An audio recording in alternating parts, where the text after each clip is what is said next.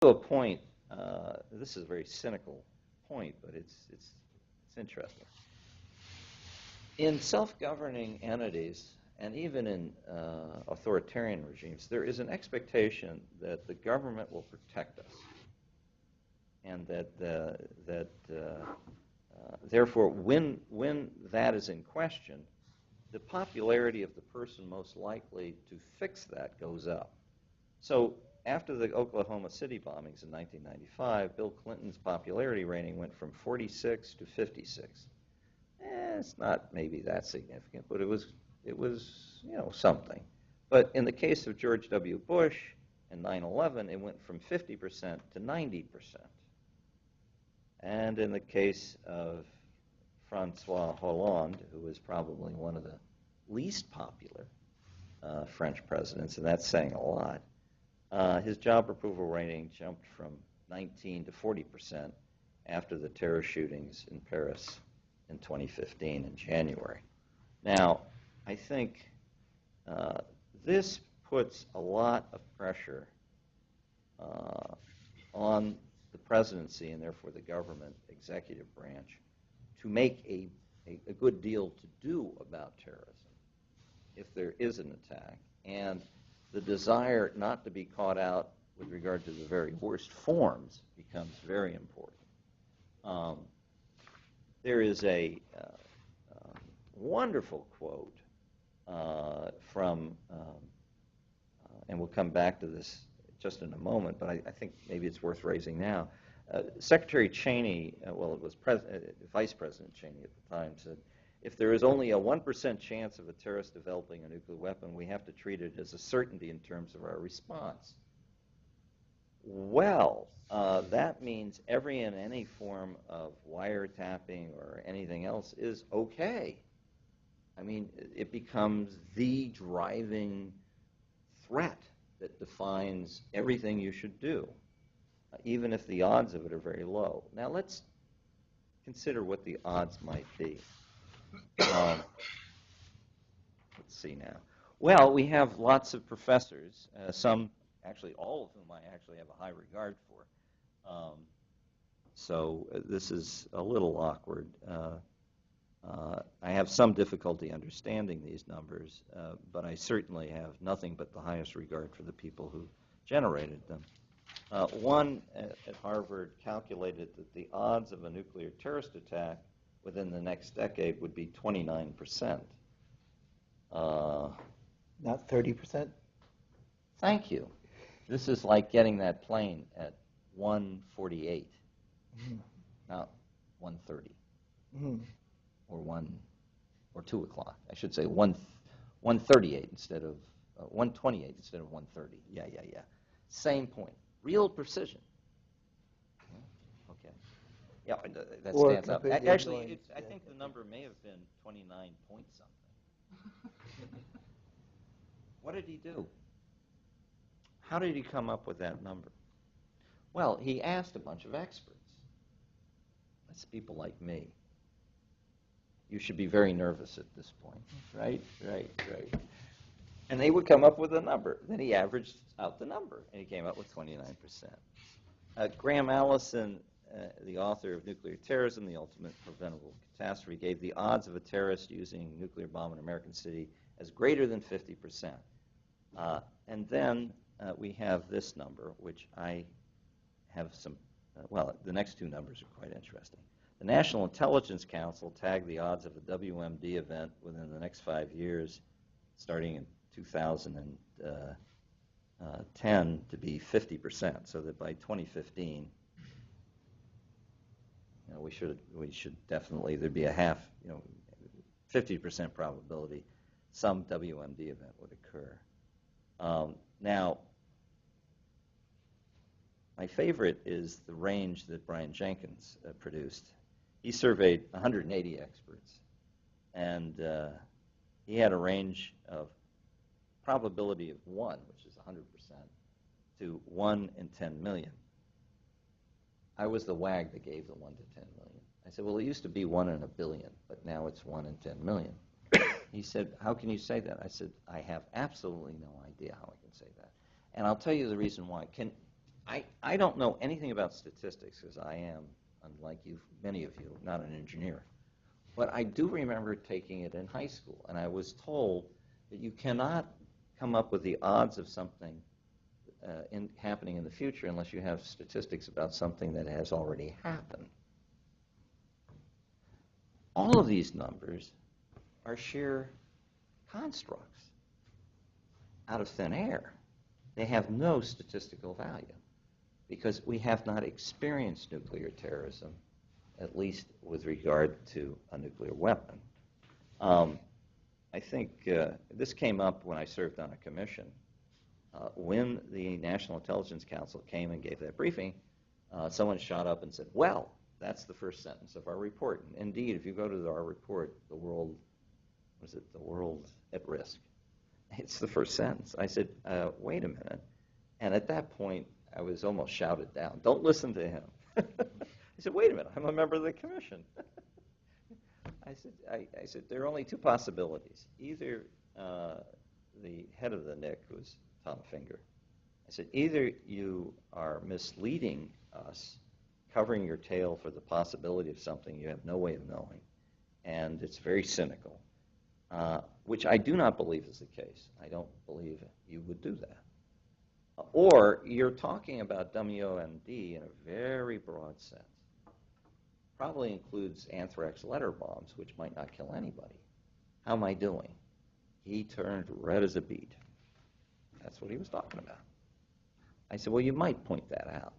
Needless to say, within 2 weeks of the release of our report, former Secretary of Defense Perry was on the radio saying, probability of a nuclear weapon being used on American soil was 50% the next. Oh, well.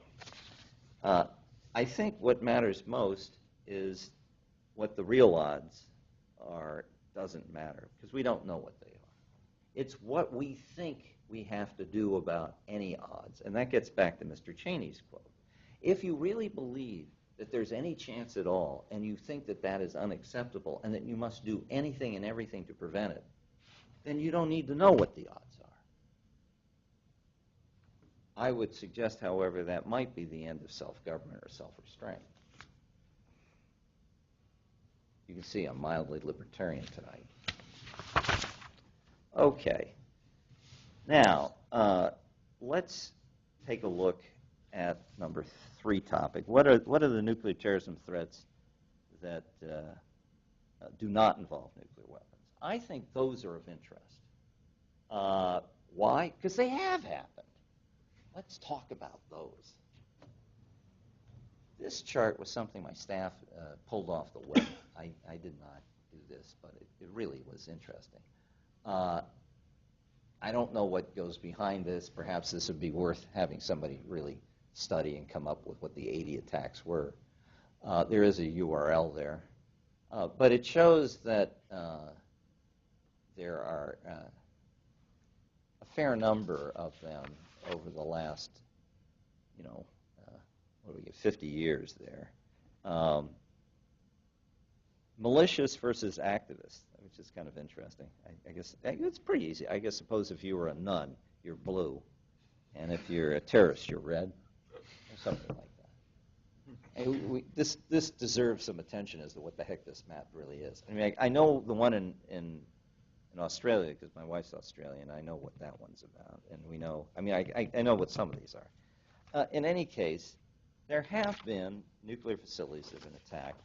If you turn to the next slide,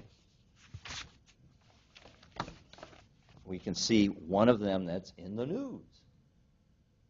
The Belgium nuclear program is supposed to be phased out by 2025. I don't know if they're really going to pull that off.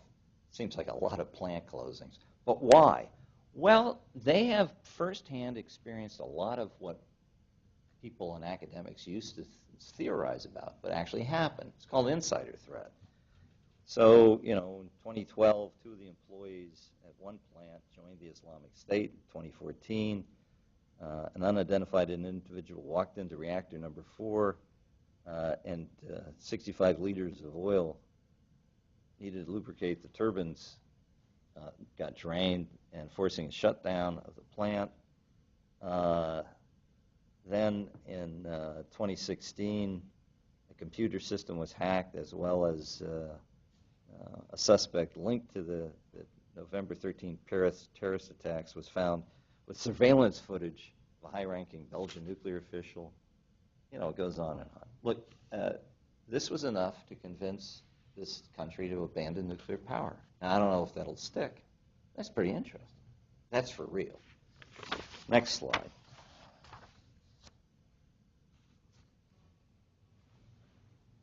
Does anybody know why you need two independent sources of electricity going into a nuclear power plant for safety purposes? You do, by the way. Does anybody know? Why? Cooling system. I guess maybe I can hear a little bit better if you were closer to a speaker or spoke up. Two generators for the cooling system, just in case one's accidentally shut down and we can use another one for cooling. Yeah, roughly. You have emergency diesel generators on site. You hope they work, but they have a 95% probability of kicking in. Kind of like your car. You know, you go out, you turn the key. 95% of the time it turns over. But there's always a morning, isn't there? You know, where, damn it, I left the lights on or whatever. It doesn't turn over. So you then want to have electricity coming in to make the pumps circulate the coolant, to make sure there's no fuel failures. And you don't just want one line of electricity. You want two different kinds of sources. I guess that's very loosely stated. You want the line of electricity to come from in different sources, so that if one line comes down, there's still another line that comes in. You want redundancy. A lot of these lines coming in are connected to transformers. There are not that many transformers. Here is a description of an attack that occurred in California at a substation, and they still don't know who did this. Pretty interesting. And, you know, high-powered rifles is what this involves. It's not something super exotic.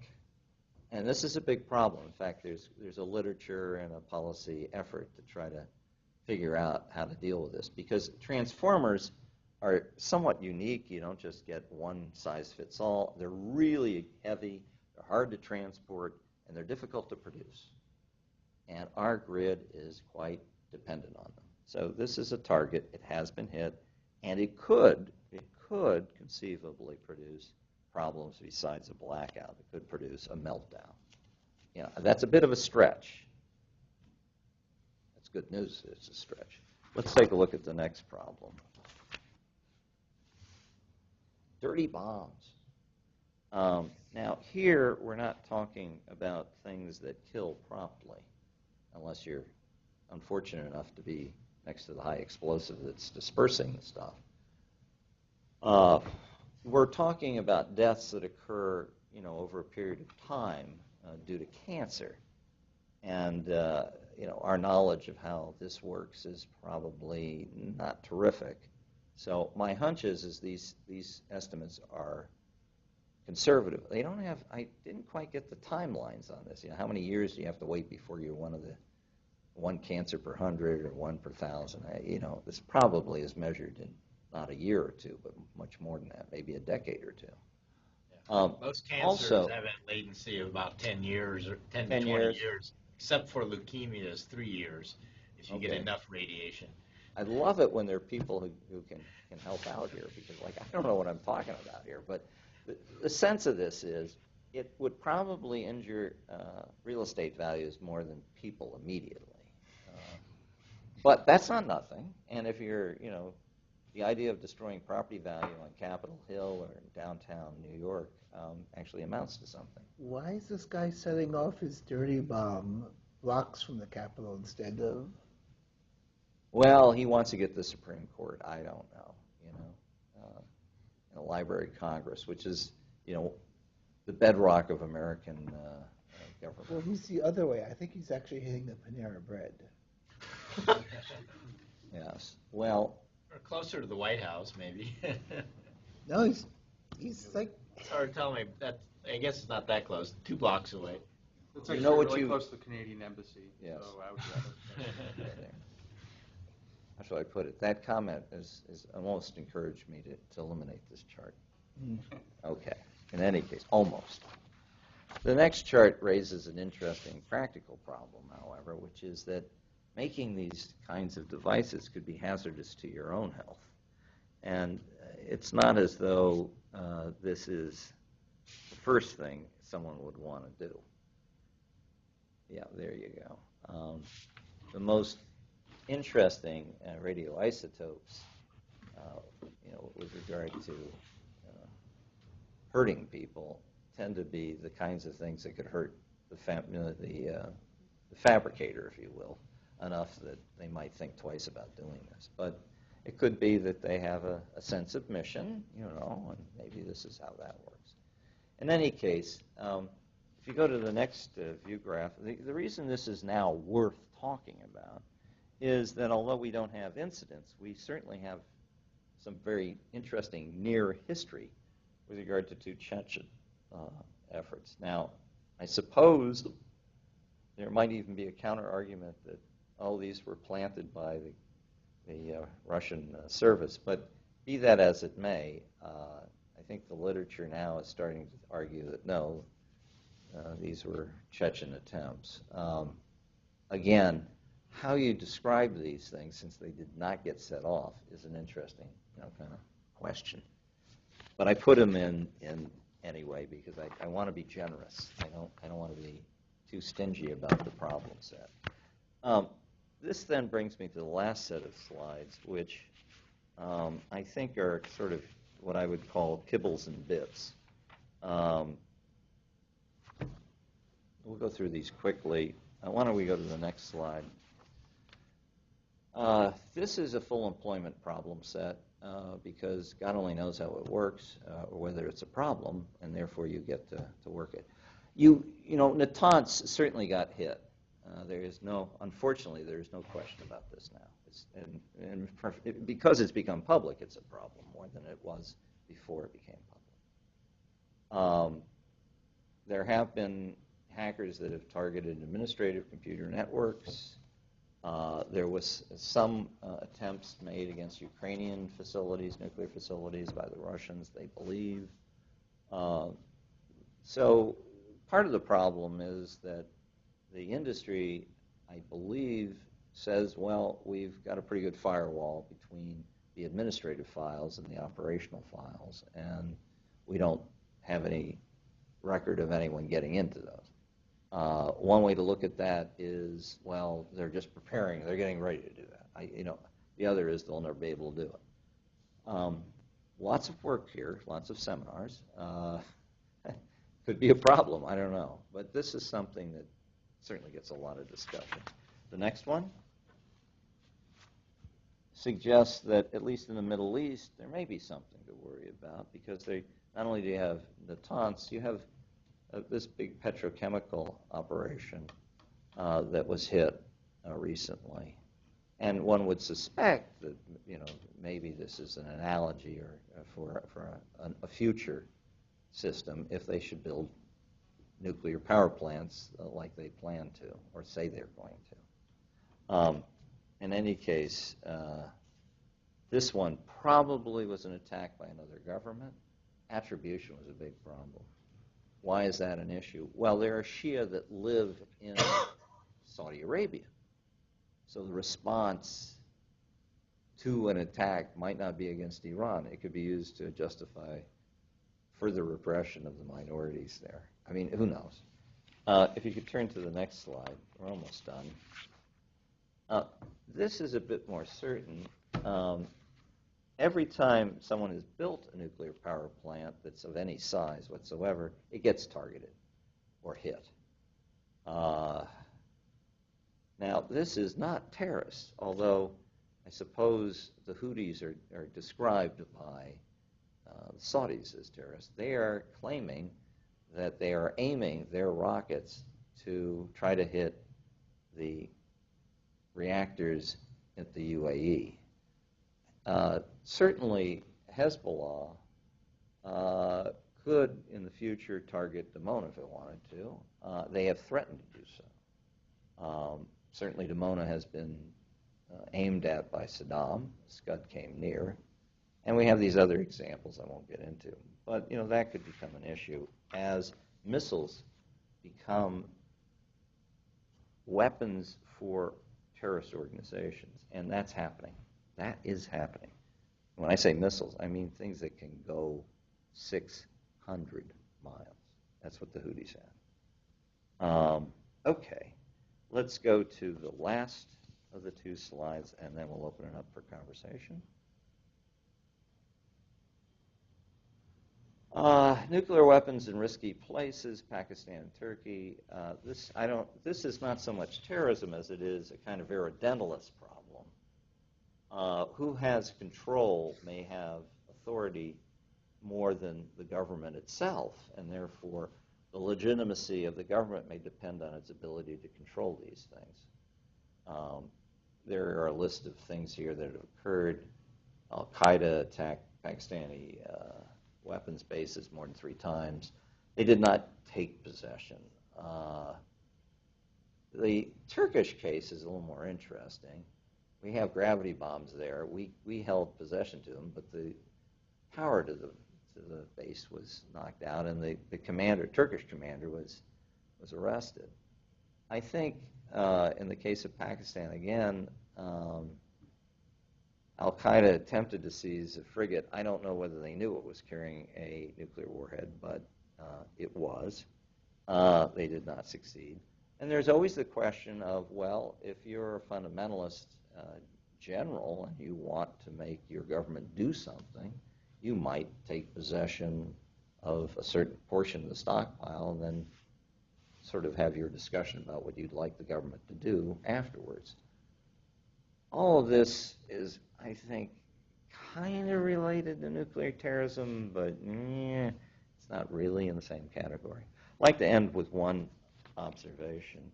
When I served on this commission, we all had super high-level clearances. I can't say that you can turn to the last slide. One of the, let's just say there was an interest on the part of some of the members of the commission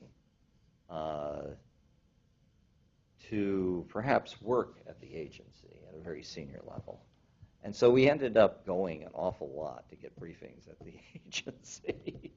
I'm not sure how tightly it was related to our work, but there we were. And one of the questions that came up repeatedly by the chairman was, well, what have you, what specific intelligence do you have of a terrorist group getting a nuclear weapon? Specific intelligence means time, place, sufficient information to intervene to operate against that person or that entity. Specific intelligence is so-and-so intends to do X. He has the weapon, and he's at this location and will be for the next period of time. Well, the answers that we got were, well, we're spending approximately 10% of our intelligence budget to get that, which is an enormous sum of money. But we haven't gotten any specific intelligence. Now, that was in 2010. I don't know that it's different, but it was because of that this commission did not focus primarily, as it originally intended to, on nuclear terrorism. We decided to focus on bioterrorism and the anthrax threat, which, last I checked, has not taken over in a big, big way. So with that, I've kind of given you I think maybe a skeptical view of the nuclear terrorism threat. But I'd like to think the way to look at it is it's a way to try to understand the demand side of this threat and what prompts it. And I think we could very well see an uptick. I would expect it. Right now, I think the way we think about the threat, oddly enough, is in remission compared to, let's say, the 90s or the last decade. But you can count on one thing. It's going to come back. And it's going to come back whether it's real or not, because it's going to be driven by other things. So with that, I open it up to questions.